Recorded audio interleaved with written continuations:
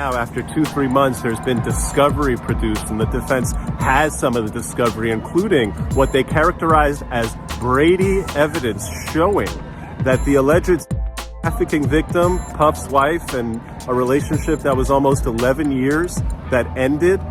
They discussed some of the text messages about the ending, and the defense lawyer's point is, look, when they broke up here, she's not talking about, hey, you made me a prostitute and you forced me to do this and you forced me to do that. That type of trafficking claim is nowhere in the evidence, according to the defendants.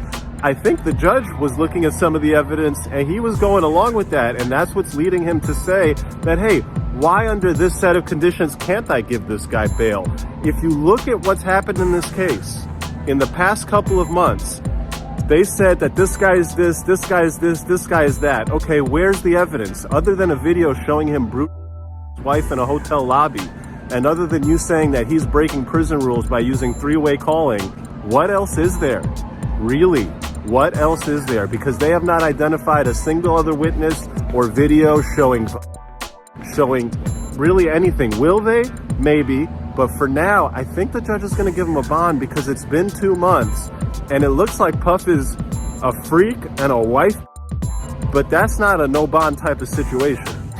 At today's bond motion, the government made a key misstep, and they put way too much faith into the argument that, oh, since Puff has been denied a bond and we sent him to the MDC, he's been breaking all of the MDC rules, because the defense ate when it came up to that. And the judge, he was eating himself. The defense brought up the point, well, really? Because typically when you have somebody claiming that this guy's violating all the jail rules, there's jail letters talking about those violations, and what you don't have is MDC saying that this guy's a habitual violator, and what you don't have are any charges against him from the jail for breaking the rules. And the judge even brought up, hey, this idea of one guy using another guy's PAC number, don't we see that all the time? And this contact me ASAP third-party messaging service that he was using, didn't you still get a chance to monitor all those conversations? And really, for me, the big point, which is that, hey, you guys are saying he's breaking all these prison rules. You know all about it, and yet you've done nothing to tell him to stop. You found nothing in all of the communications, and then you're trying to use it against him on the bond. That was a big misstep from the government. That's one of the big reasons why I think you're going to see a bond in this case, because that type of argument, you make it, you put all this energy behind it, and then it falls flat. Major development in the Puff Daddy case, and this is going to be really bad for the defense or really bad for the prosecution. Here's what happened. So there was this big argument over whether or not the government was allowed to take pictures of these notes. Now, obviously, if the notes are communications with his attorneys, they're not allowed to do it. What the government said is that they were doing a general search for contraband. They went in the jail cell. They found a stack of papers. On the top was a folder marked legal, and inside it was closed, sealed. They never went into that folder. They put that folder to the side and they took pictures of some of the other stuff. The defense said no, all of those were legally privileged materials. In fact, Puff had a larger folder that they all used to be in. The Bureau of Prisons said he can't have such a big folder. They took that away from him, so he just kept the one on the top and the other legal stuff on the bottom. And the judge was looking at it and he's like, yeah, some of this stuff looks legal, and he bought the defense's argument. They were good. But then, out of nowhere, the defense went and said, you know, Judge, the pictures that they took, the legal pads that those pictures are from, the legal pads themselves said legal on the top. The judge said, hang on, wait a minute now, let me see that.